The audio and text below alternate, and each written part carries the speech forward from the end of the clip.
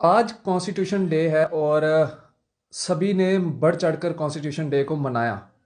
लेकिन इसी बीच क्या हम इस कॉन्स्टिट्यूशन को जो है वो फॉलो कर रहे हैं, क्या हम इस कॉन्स्टिट्यूशन को जो है वो मान रहे हैं? क्योंकि आज जम्मू कश्मीर की ऐसी हालात हो चुके हैं, ऐसे हालात हो चुके हैं कि युवा सड़कों पर है, हमारे डोगरा एम्प्लॉय सड़कों पर है, कश्मीरी पंडित समाज के लोग जो पीएम पैकेज के तहत कश्मीर में अपनी सेवाएं दे रहे हैं वो सड़कों पर है। और बीते 6 महीनों से उन लोगों की सैलरीज भी जो है वो बंद है। और इसी बीच रविंदर रैना जी भी उनके पास पहुंचे और रविंदर रैना जी ने भी जो उनसे बातचीत की थी वो भी आप तक पहुंचाने का जो था वो पूरा प्रयास किया था। लेकिन इस कॉन्स्टिट्यूशन डे का असली मकसद क्या है, बुनियाद क्या है, वो जानने का प्रयास करेंगे। आज हमारे साथ फ्रेम में आप देख रहे हैं फॉर्मर जज मुजफ्फर इकबाल खान साहब हैं, इनसे बातचीत करेंगे। मुजफ्फर साहब, पहले तो आपका बहुत बहुत स्वागत है। इस कॉन्स्टिट्यूशन डे के ऊपर हम आपसे जानना चाहेंगे ये किस तरह का कॉन्स्टिट्यूशन डे है जहां पे सारी प्रजा जो है वो एकदम दुखी है और जमीनी सत्ता पे लोग जो है वो त्रासदी में जो है जा चुके हैं। लोगों को समझ नहीं आ रहा है कि कॉन्स्टिट्यूशन है भी है ये नहीं है। आप किस तरह से देखते हैं इस दिन को? देखें, 72 साल हो गए कॉन्स्टिट्यूशन के अकॉर्डिंगली इस मुल्क को रन करते हुए। 72 साल में एक बहुत लंबा सफ़र तय किया हमने, बहुत कुछ पाया। ऐसा नहीं है कि इस कॉन्स्टिट्यूशन ने इस मुल्क को कुछ नहीं दिया। इस कॉन्स्टिट्यूशन के अंदर रहकर इस मुल्क ने बहुत तरक्की भी की, बहुत सारे पड़ाव भी आए, बीच में मुश्किलात भी आई। लेकिन ये कॉन्स्टिट्यूशन एक वर्ल्ड बेस्ट कॉन्स्टिट्यूशन माना जाता है, lengthiest and the best constitution, जिसमें तमाम दुनिया के जितने रिटन कॉन्स्टिट्यूशंस हैं उनकी अच्छी चीज़ें इसमें इनकारपोरेट की गई हैं। अगर कहीं हम फेल हुए हैं तो वो इंडिविजुअल फेल हुआ है, सिस्टम फेल हुआ है, कॉन्स्टिट्यूशन फेल नहीं हुआ है। कॉन्स्टिट्यूशन आज भी उतना ही वाइब्रेंट है जितना आज से 72 साल पहले था। और आज भी ज़रूरत है कि कॉन्स्टिट्यूशन एक सेक्रेट डॉक्यूमेंट है, गवर्नेंस में सबसे बड़ा लॉ, सबसे बड़ा कानून, जिससे ऊपर कोई भी नहीं। हिंदुस्तान की कोई भी शख्सियत, प्राइम मिनिस्टर से लेकर पीएम तक, कॉन्स्टिट्यूशन के मातहत है। ये और बात है कि जब हम पावर में होते हैं तो हम कॉन्स्टिट्यूशन को भूल जाते हैं। हम जिस कॉन्स्टिट्यूशन की ओथ लेते हैं उस कुर्सी पर बैठने से पहले हम उसी कॉन्स्टिट्यूशन की धज्जियां भी उड़ाते हैं। ये और बात है कि हमने 70s में देखा कि कॉन्स्टिट्यूशन की धज्जियां उड़ाई गई। आज फिर वही हालात आए। आज भी हम कॉन्स्टिट्यूशन अमेंडमेंट नहीं करते हैं, हम कॉन्स्टिट्यूशन को बालाए ताक रखते हैं। जो कॉन्स्टिट्यूशन कहता है वो नहीं करते हैं, जो कॉन्स्टिट्यूशन करने से मना करता है हम वो करते हैं। कॉन्स्टिट्यूशन में कोई ख़राबी नहीं, कॉन्स्टिट्यूशन आज भी वैसा ही है।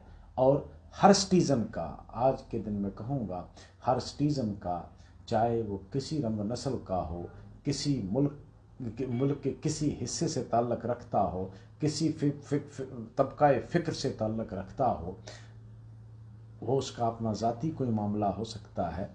आइन बालातर है और बालातर रहेगा।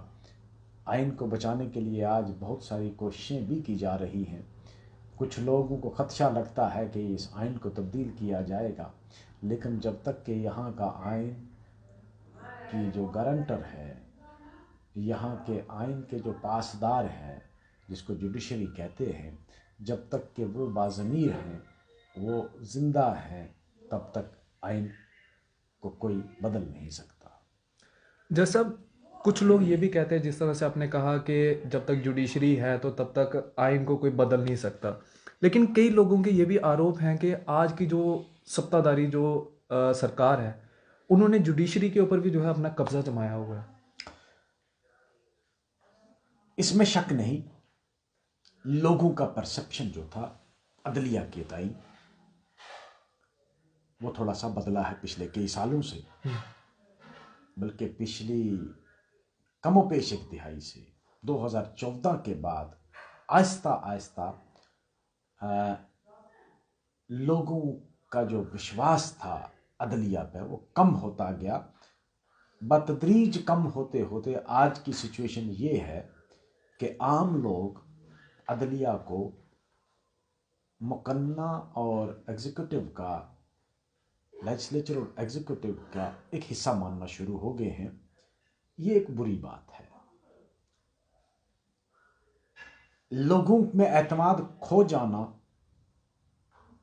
ये बहुत जल्दी में खो जाता है, कोई भी इंस्टीट्यूशन हो, लेकिन एतमाद को बहाल करने में दिहाइयां लग जाती हैं।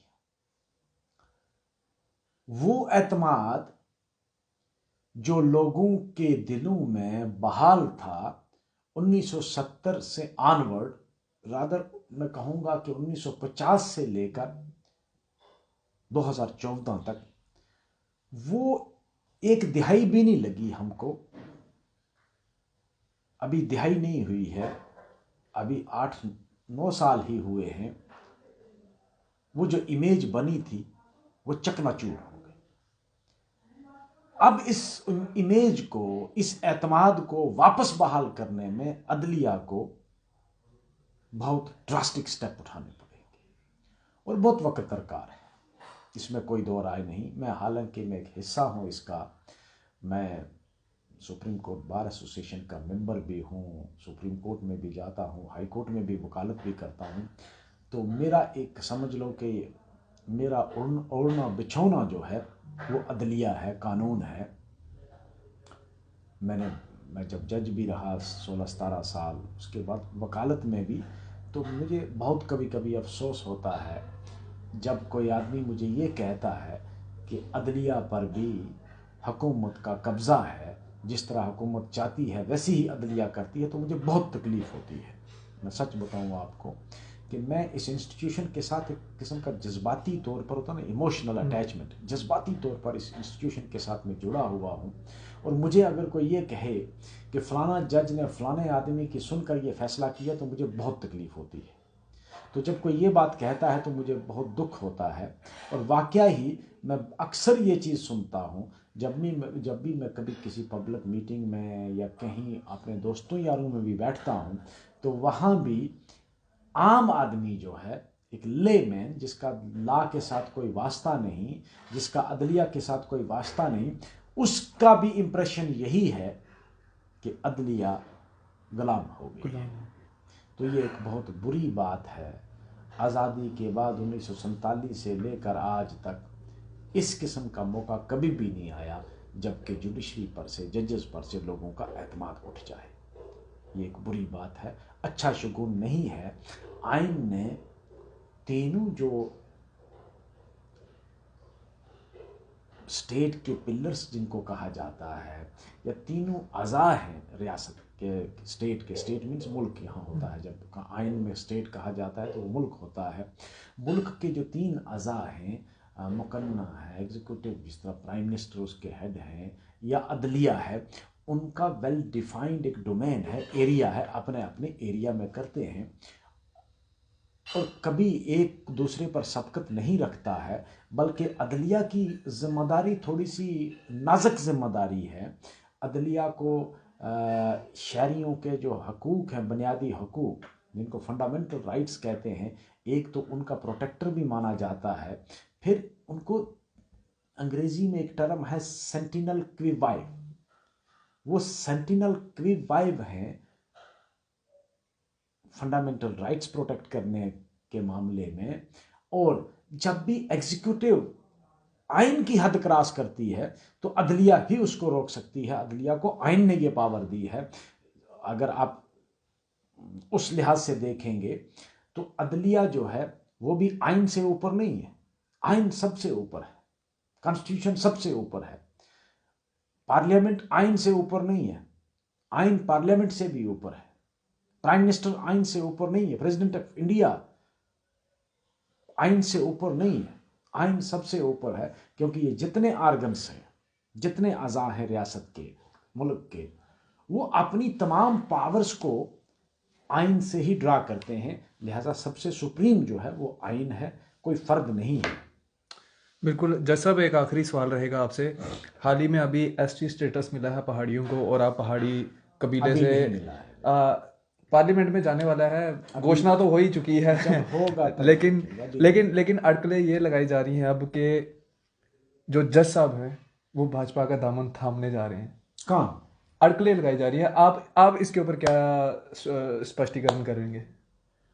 अगर भाजपा अपनी आइडियालॉजी छोड़कर सेकुलर आइडियालॉजी इख्तियार कर ले ना, तो मुझे कोई हर्ज नहीं होगा। लेकिन क्यों, बहुत सारी सेकुलर पार्टीज़ हैं, मैं जिस पार्टी में हूँ वो पार्टी भी एक सेकुलर पार्टी है, और मैं आइडियालॉजिकली नेशनल कॉन्फ्रेंस के साथ जुड़ा हूँ। मैं आपको बताऊँ, मैं नेशनल कॉन्फ्रेंसी कन्वीनियंस के लिए नहीं हूँ, मैं नेशनल कॉन्फ्रेंसी हूँ तो कन्विक्शन से, बाई कन्विक्शन हूँ। और जब कोई चीज़ आप बाई कन्विक्शन किसी चीज़ में शामिल हो जाओ ना, उसको छोड़ना बहुत मुश्किल हो जाता है।